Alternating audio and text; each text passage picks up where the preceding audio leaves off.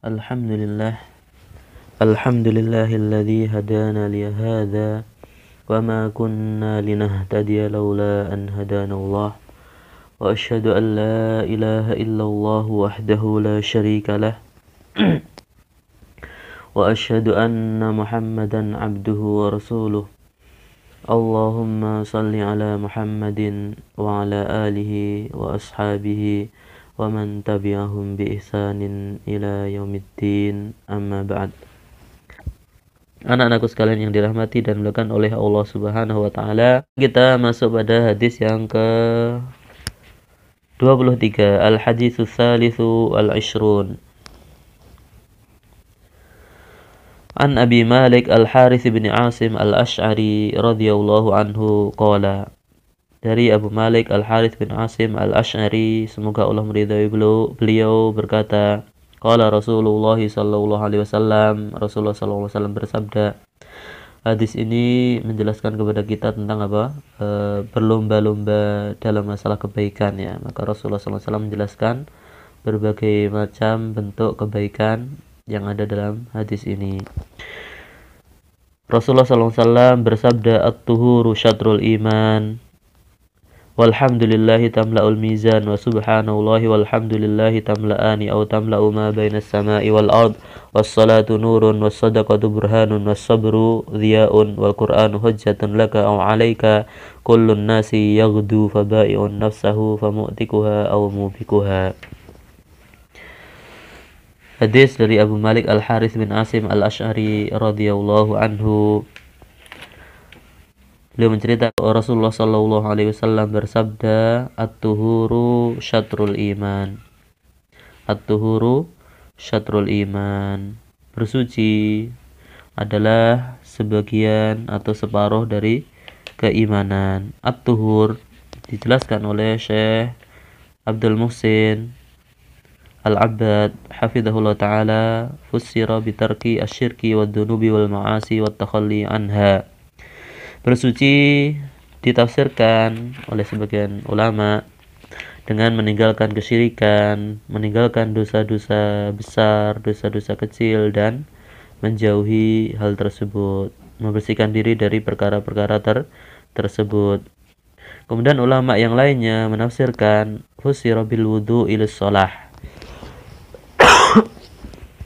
yakni at-tuhur ditafsirkan dengan wudu. Maksudnya at-tuhuru syatrul iman, wudu adalah separuh dari keimanan.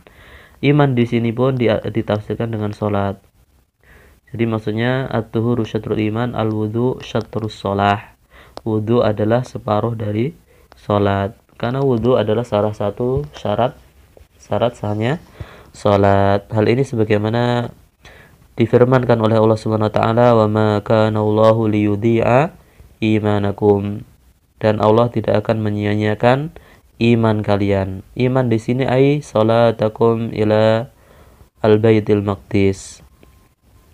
Maksudnya iman di sini adalah salat kalian ketika awal kali kalian salat menghadap ke Baitul Maqdis, sebelum kalian menghadap ke arah Ka'bah di Makkah. Wa yurajjihu tafsir at-tuhur bil wudu, riwayat Tirmidzi lil hadis. Maka yang dirojihkan dalam hadis ini adalah at-tuhur di sini adalah wudu. Ya, sebagaimana riwayat Tirmidzi mengenai hadis ini. Kemudian dalam hadis-hadis yang lain juga dijelaskan, di antaranya adalah isbagil wudu. Wasyatru fusira bin nisfi wa fusira bil juz'i. Syatr, at-tuhuru syatrul iman. Wudu adalah syatrnya iman. Syatr itu bisa diartikan separuh atau sebagian. Wa illam yakun nisfan, walaupun tidak sampai separuh. Wa syartus sholati al-wudu, dan syarat sahnya salat adalah wudu, sebagaimana dalam hadis dijelaskan, la tuqbalu sholatin bi ghairi tuhurin wala shadaqatun min gululin. Tidak akan diterima salat seseorang tanpa wudu, tuhur. Di sini adalah wudu, wala shadaqatun min gulul, dan tidak akan diterima sedekah dari gulul, dari mengambil harta rampasan perang yang belum dibagi. Anak-anakku sekalian yang dirahmati dan dimuliakan oleh Allah Subhanahu wa taala, itu at-tuhuru syatrul iman. Kemudian amalan-amalan yang lainnya, walhamdulillahi tamla'ul mizan, dan ucapan alhamdulillah itu memenuhi timbangan. Walhamdulillahi tamla'ul mizan, wa subhanallah walhamdulillahi tamla'ani au tamla'u ma bainas sama'i wal ard. Ucapan subhanallah dan alhamdulillah keduanya memenuhi atau memenuhi antara langit dan bumi. Ini maksudnya adalah keutamaan dari ucapan alhamdulillah atau subhanallah dan alhamdulillah. Adapun mizan tamlaul mizan, alhamdulillah tamlaul mizan. Ucapan alhamdulillah memenuhi timbangan, ini adalah maksudnya mizanul a'mal, timbangan amalan. Wa huwa yadullu ala fadli tahmidi wa tasbih. Dan ini sekaligus menunjukkan keutamaan tahmid, ucapan alhamdulillah, wa tasbih, dan ucapan subhanallah, karena pahalanya yang begitu besarnya, memenuhi timbangan atau memenuhi antara langit dan bumi. Wa tasbih wa tanzihullah an kulli naqsin wa tahmidu wasfuhu bi kulli kamalin. Tasbih, ucapan subhanallah, itu adalah bentuk seseorang mensucikan Allah Subhanahu wa taala dari segala kekurangan dan cacat, karena Allah Subhanahu wa taala maha sempurna. Allah Subhanahu wa taala maha sempurna dari segala sisi. Wat tahmid wasuhu bikulli kamalin. Adapun tahmid, ucapan alhamdulillah, itu adalah mensifati Allah dengan segala bentuk kesempurnaan. Kemudian juga wassalatu nurun, salat adalah cahaya. Di sini maksudnya mencakup an-nuru fil qalbi, wan nuru fil wajhi, wan nurul hidayah, wan nuru yaumal qiyamah. Salat itu adalah cahaya-cahaya. Di sini adalah mencakup cahaya dalam hati seseorang, cahaya di wajahnya, cahaya petunjuk, dan juga cahaya nanti ketika di hari kiamat, ketika seorang melewati sirat al-mustaqim. Kemudian was-sadaqatu burhanun. Sedekah adalah sebagai bukti, ay dalilun ala imani sahibiha wa sidqihi. Maksudnya adalah sebagai bukti atau dalil tentang benarnya keimanan seseorang dan kejujuran imannya. Kemudian was-sabru diyaun. Sabar adalah sebagai sinar yang kuat, sinar yang terpancar sangat terang. Ay as-sabru 'ala ta'at walau syaqqat 'ala nufus wa 'anil ma'asi walau malat ilaiha an-nufus wa 'ala aqdarillah al-mu'limah fala yajza wa la yatasakhat. Sabar itu mencakup ada 3 perkara yang pada pelajaran tauhid sudah kita singgung sedikit. Sabar di atas ketaatan walaupun berat dilakukan oleh jiwa-jiwa manusia. Kemudian sabar untuk meninggalkan kemaksiatan walaupun hawa nafsu ingin sekali untuk melakukannya. Kemudian yang ketiga adalah sabar menghadapi takdir Allah Subhanahu wa taala yang menyakitkan. Maka seseorang tidak boleh bersedih, tidak boleh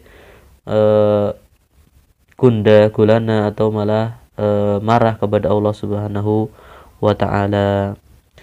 Wa husulu dzalika minal muslim yadullu ala quwwati imanihi wa nur basiratihi.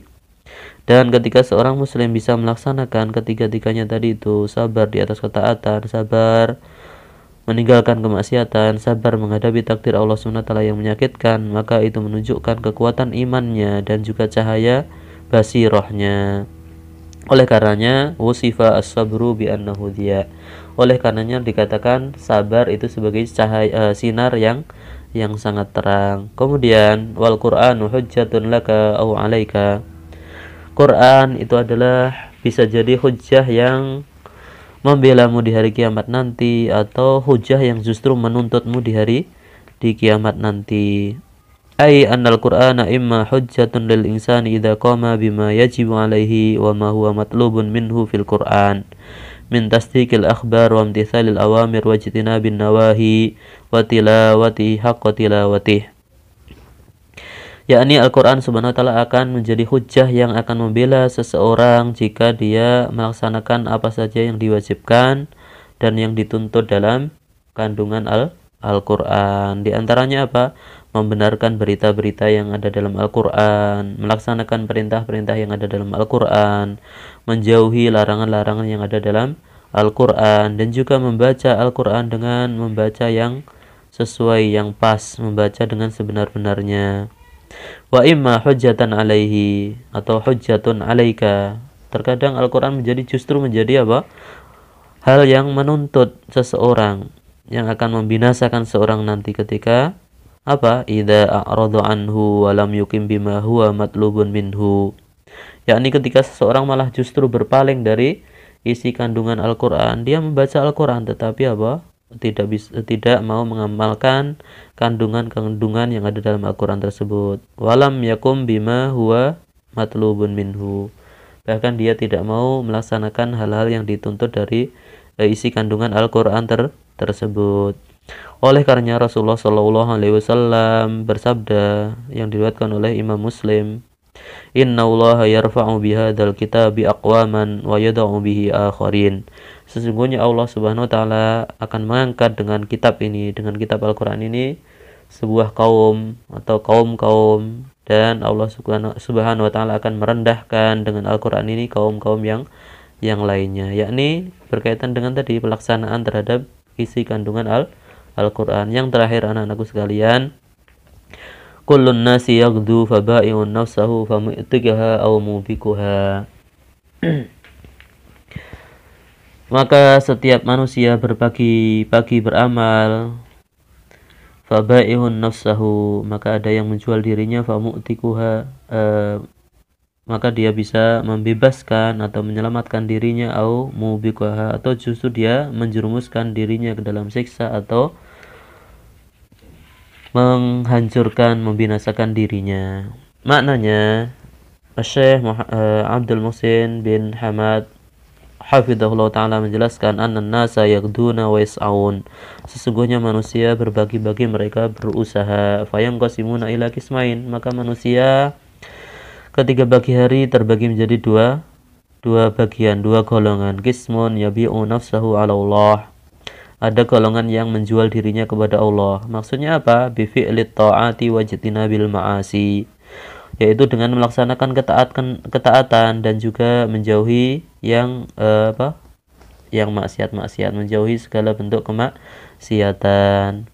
Fayu'tikuha bidzalika minan nar, maka dia berarti sedang membebaskan dirinya dari api neraka. Wa yub'iduha an idlali syaitan wa ihwaihi, dan juga dia menjauhkan dirinya dari tipu daya setan dan gangguan-gangguannya. Wa qismun yubikuha, dan golongan yang kedua, orang yang membinasakan dirinya, menjerumuskan dirinya ke dalam siksa, birtika bidzunubi wal ma'asi, yakni bagi orang-orang yang dia melanggar dengan melakukan perbuatan-perbuatan dosa dan kemaksiatan, wadzalika biwuqu'iha fi syahawati al-muharramati allati tusiluhu ilan nar, yakni dengan menjerumuskan ke dirinya ke dalam syahwat-syahwat yang diharamkan oleh Allah Subhanahu wa taala, yakni dengan tadi melaksanakan hal-hal yang diharamkan, kemaksiatan atau bahkan justru kekafiran atau kesyirikan. Anak-anakku sekalian yang dirahmati dan dimuliakan oleh Allah Subhanahu wa taala, dari hadis yang ke-23 ini bisa diambil beberapa faedah, ada banyak sekali. Kita ambil beberapa di antaranya. Beliau menyebutkan ada sekitar 10 faedah, atau kita sebutkan secara cepat. Di antaranya adalah keutamaan bersuci, ya berwudu tadi itu, atau makna yang satunya adalah mensucikan diri dari kesyirikan, dosa, maksiat dan seterusnya. Kemudian yang kedua, keutamaan tahmid dan tasbih, keutamaan membaca subhanallah maupun alhamdulillah. Tahmid ucapan alhamdulillah, tasbih ucapan subhanallah. Kemudian berikutnya isbatul mizan wa waznul a'mal, penyebutan adanya timbangan nanti di hari kiamat dan juga akan ditimbangnya amalan-amalan seseorang pada timbangan tersebut. Kemudian yang keempat, fadlus shalah, keutamaan salat, wa annaha nurun fid dunya wal akhirah, dan bahwasanya salat adalah cahaya baik di dunia maupun di akhirat. Yang kelima, fadlus shadaqah, keutamaan sedekah, wa annaha alamatun ala imani sahibiha, dan bahwasanya sedekah itu menunjukkan jujurnya atau benarnya keimanan seseorang. Fadlus sabar wa annaha diyaun lis sabirin, keutamaan sabar, dan sabar adalah sinar yang kuat bagi orang-orang yang bersabar. Kemudian berikutnya yang ketujuh, al-hathu 'alal inayati bil Qur'an ta'alluman wa tadabburan wa amalan liyakuna hajjatan lil insan. Anjuran untuk lebih perhatian terhadap Al-Qur'an, yaitu dengan mempelajari Al-Qur'an, mentadabburi Al-Qur'an, dan mengamalkan isi kandungan Al-Qur'an, supaya nanti ketika di hari kiamat menjadi hujjah yang akan membela kita semuanya. Kemudian kebalikannya, yang kedelapan, at-tahdhiru minal ikhlal bima yajibu nahwal Qur'an li'alla yakuna hujjatan alaih. Peringatan dari tidak mau memperhatikan atau meremehkan apa yang diwajibkan oleh Al-Qur'an, supaya nanti tidak menjadi hujjah yang justru akan menghancurkan, membinasakan dirinya. Yang kesembilannya, al-hathu ala kulli amalin shalih yu'tikul insanu nafsahu bihi min khizyi dunya wa adabil akhirah. Anjuran untuk melaksanakan seluruh amalan-amalan soleh, yang dengan amalan-amalan soleh itu berarti seseorang sedang memerdekakan dirinya dari kesusahan dunia, adab dunia maupun adab akhirat. Yang terakhir, anak-anakku sekalian, at-tahdhiru min kulli amalin sayyi yaj'alu sahibahu min awliya'i syaitan wa yufdi bi sahibihi ilan nar.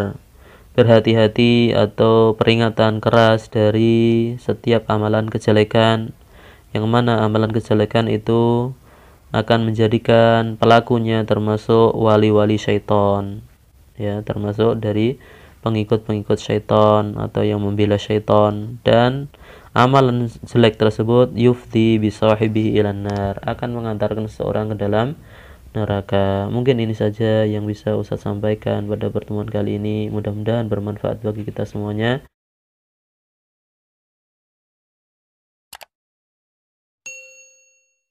Kita tutup dengan doa kafaratul majlis. Subhanakallahumma wa bihamdika asyhadu an la ilaha illa anta astaghfiruka wa atubu ilaik.